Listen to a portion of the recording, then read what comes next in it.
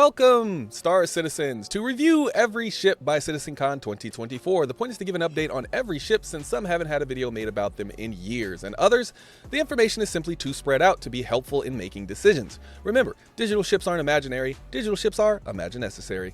Every month we do a giveaway. This month's giveaway prize will be a Drake Vulture. To enter, subscribe to the channel, like or dislike a video from this month, and leave a comment on a video from this month. For the full giveaway details, make sure you visit our Billionaire Ninjas Discord on our social media at Ninjas Leap.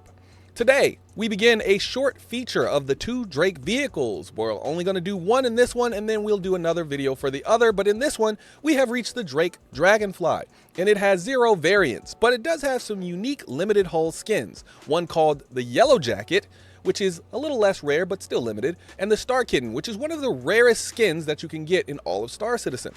For the price, the Dragonfly, as of 3.23.1a, is $40 standalone, $35 Warbond, and was the same at concept. In-game cost is about $343k, and the in-game 3-day rental price is about 7,000 Alpha UEC. This ship is sold all the time, however, its unique limited hull skins are not sold all the time.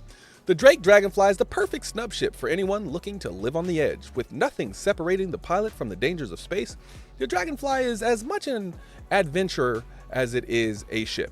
Dual mode conversion allows the Dragonfly to operate on the ground or in space, and a rear-facing second seat means you can even take a passenger. Get in, loser, we're going shopping. For measurements, the Dragonfly has a length of 7 meters, beam of 2.5 meters, height of 2 meters. Its minimum crew is 1 and its maximum crew is 2. It can carry 1 SCU, but only in smaller increments that add up to 1 SCU. For weapons, the Dragonfly has 2 size 1 weapons, no turrets, no missile racks. For ship parts, the Dragonfly has 1 extra small power plant and 1 extra small cooler. The hull HP for the Dragonfly is 1,570, which is the second lowest of all in-game vehicles. The claim time for the Dragonfly is about 6 seconds. Expedited claim time is about 0 seconds, and the expedited fee is about 55 credits. The Dragonfly has a top speed of about 195 meters per second, which makes it one of the fastest vehicles in the game, but technically it qualifies as a snub ship, and when you put it in that category, it's the second slowest of all snub ships. For special features and amenities, the Dragonfly is a grav-lev bike, meaning it's built to go over pretty much any terrain as it floats above land rather than having those traditional wheels. The Dragonfly is the only grav-lev bike with a dedicated passenger seat. The Dragonfly has a hover mode for acting more like a vehicle, as well as a flight mode for when you want to treat it more like a snub ship. Let me start by saying I'm not the biggest fan of purchasing vehicles outside the game, with only a few exceptions. So almost always, I'm going to suggest buying these in-game because they are so cheap. But I'm guessing in the future, that will change, and I want these videos to still serve a purpose for people who don't think the same as I do. So I'll rate these as though they do have value as far as spending money. Now, it's time to rate this vehicle. A rating I rate from 1 to 10. My 1 is only buy if you have a unique reason that is specific to you, or because you like the looks of the ship. My 10 is basically if you have the money, this vehicle is almost guaranteed to be useful to you in the game. A 1 doesn't mean the vehicle is useless or ugly, and a 10 doesn't mean that the vehicle is perfect. Just remember, this is just our rating. Please give us yours in the comments down below. Just remember to keep that same energy when we respond. Yeah, I'm talking to you, the one with the face. My rating for this ship overall is a 4. Let's start with what I like about this ship. Well, it's a snub ship and a vehicle, making it have multiple uses because it can get close to a bunker and just before they start shooting, drop into hover mode and avoid the anti-air barrage. I also like that it has driver-controlled weapons and allows you to bring a friend who can shoot from the back seat. Add to the fact that you can carry a few mission boxes along with you and you've got yourself something fairly useful. Also, the claim time is basically non-existent.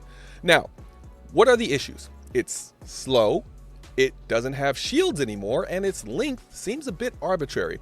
This seems like it could be shorter, only having the front go as far as the weapons. It also has terrible survivability, and after all of that, hover vehicles in general just need a massive rework. So how would I fix this vehicle? Well, add some extra HP to start so that this thing doesn't explode every second rock it hits.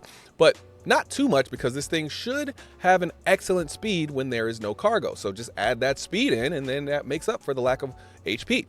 And when you don't have cargo or a second passenger, it should be even faster. It should only be slowed down when it is fully laden. Also, I think the Dragonfly could shrink by about 1/8 of its size, which would allow it to fit in even more ships. So who is this vehicle for? I think this ship could be useful to just about anyone, especially if you have a vehicle that can carry it around with you. It's not the fastest, but it doesn't have to be because it can carry more than every other hover vehicle when you consider the kind of saddlebag storage it has in addition to its internal stowage. So why is it a 4? Outside of the purposes I've already mentioned, there isn't much to add except its ability to do pretty well at combat racing because of the 2 guns, but just hope they don't shoot back because this thing is brittle. I can't help but think if I wanted speed and cargo along with better maneuverability, I would just go with the hover quad. If I needed a fighting racer, I would go with the Nox. If I needed a bunker buster, I would go with the X1 Force with its guns and shield, being the only hover bike with a shield. Or even the Pulse because it has those size 2 guns, or that single size 2 gun. I don't know, it just seems to me that this one is specifically for the people who need to bring a friend. I imagine using this vehicle to go short distances on the planet with a friend or to deliver small amounts of supplies between my outposts that don't fit in the stowage of something like the hover quad. However, something interesting about the Dragonfly is that it actually has dedicated bays when you look at the Kraken. So I also wonder if every Kraken owner should own this vehicle. Now, that's not to say that there's a lot of Kraken owners that exist because the Kraken is an extremely expensive ship. In fact, I think it's the 2nd or 3rd most expensive ship, depending on if you look at the variants. So it does make me wonder if they're building dedicated bays for this, maybe there is a purpose for this ship that is not necessarily a purpose that everyone would be aware of, or maybe they're going to do something very interesting with a few gold passes. So I also want to take that into consideration as I talk about this ship. So what do you think? I know you're here for our rating, but if you really want a ship, go buy it. We won't stop you. Or even better, all ships can be earned in-game once the game releases, and some you can purchase in-game right now. These are just our ratings, but when you spend, it's your money.